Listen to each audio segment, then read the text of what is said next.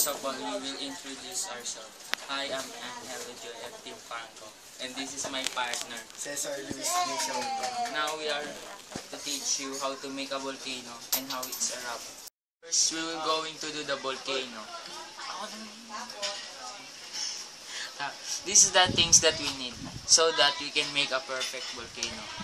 You need a bottle inside the volcano, then that he can support the paper mache or newspaper. After you covered the bottle with a newspaper or paper mache, then we can put the warm water. Tignan mo naman.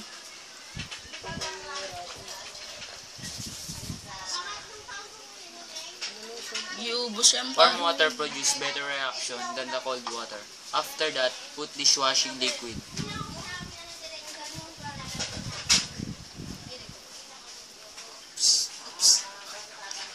Next, we will put baking soda.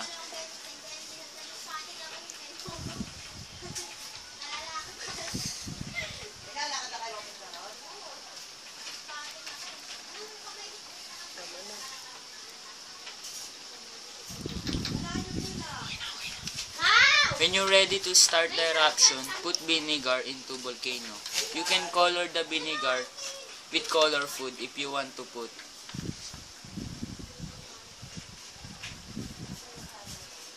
So that you can realize a real lava if you colored it. If you want to recharge again, the erupt, you can add more vinegar with the color food.